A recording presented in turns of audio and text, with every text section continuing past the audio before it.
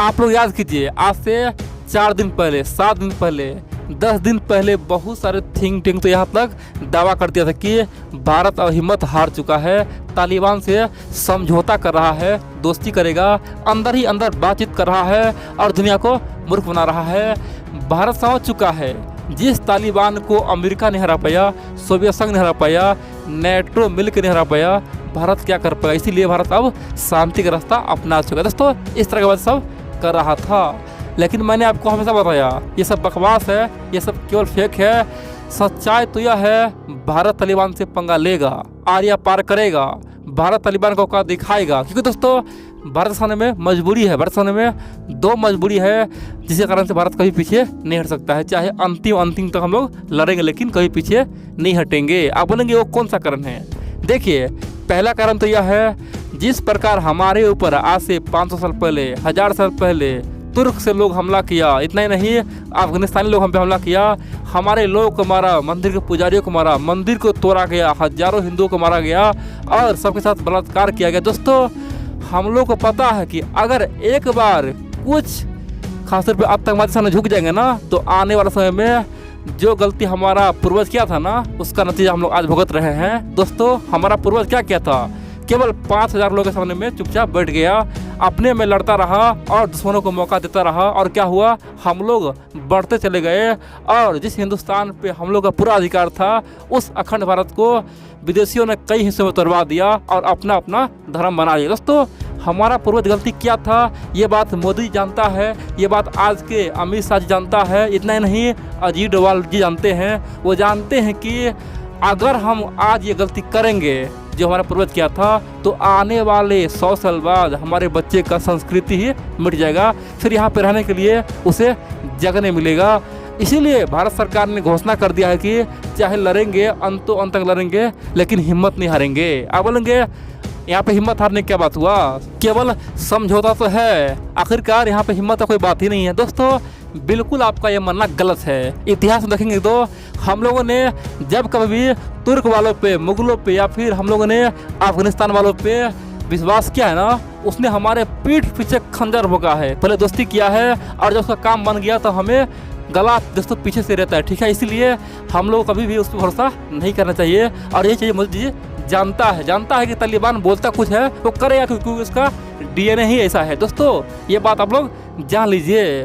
दूसरा, अगर हम लोग आज तालिबान से बातचीत करेंगे, उसके सामने झुकेंगे, तो हमारा पीढ़ी क्या बोलेगा, हमारा जो आज का जो जनरेशन क्या सोचेगा? भाई, ये तालिबान वाला सच में खतरनाक होता है, आतंकवादी सच में खतरनाक होता है। और भविष्य में देखेंगे तो केवल कुछ हजार लोग फिर से गुट बना देगा, भारत पे हमला बोल देगा कि हम आतंकवादी है, तुम्हें हरा देंगे, तालिबान जैसा हाल करेंगे। और फिर क्या होगा? हमारा लोग का मनोबल खत्म हो जाएगा। इसीलिए भारत सरकार ने ठान लिया है कि चाहे जो भी हो जाए, अपने लोगों का मनोबल खत्म नहीं करना है। अपने लोगों को ये विश्वास जगाना है कि तुम जीत सकते हो। तालिबानी क्या है? कुछ नहीं है, ये तो केवल चोर लुटेरे है, ये तो गद्दार है, इतना ही नहीं अपने लोगों को मारता है। तालिबानी कुछ नहीं है, और अगर उसमें इतना हिम्मत है तो छुप छुप को क्यों मारता है? और दोस्तों, यहाँ पे बहुत सारे जो गधे थिंक टैंक बोला था कि भाई अमेरिका तो हार गया तालिबान से, सोवियत संघ हार गया, भारत कैसे जीतेगा?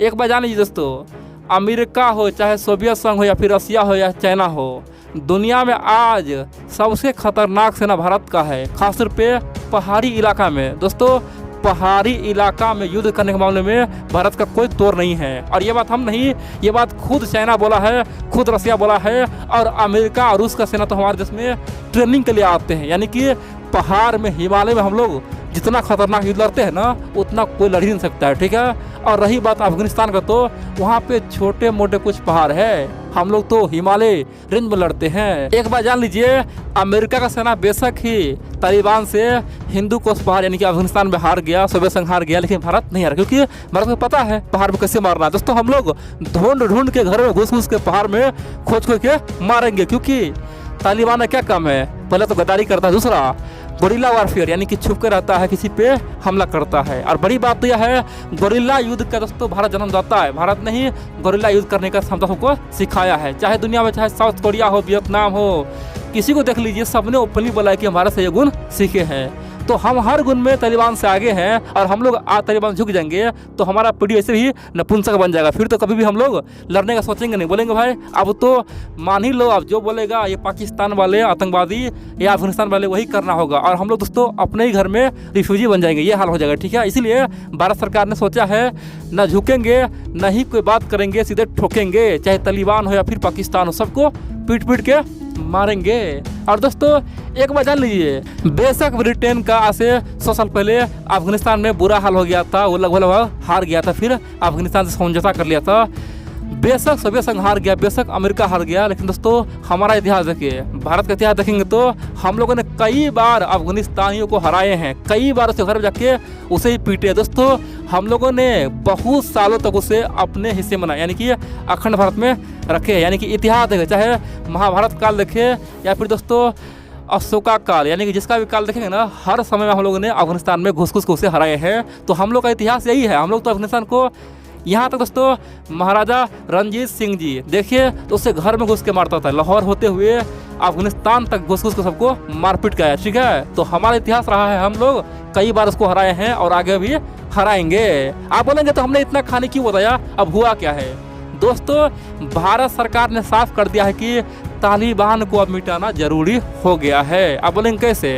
देखिए हाल ही में मोदी जी ने साफ तौर पर कहा था कि कुछ लोग बंदूक के नोक पे चाहता है दुनिया को डरा दे, लोगों को धमका दे, राज करे, ऐसा होगा नहीं, उसका भी मौत कुत्ते के जैसा होगा। दोस्तों मोदी ने साफ कहा था।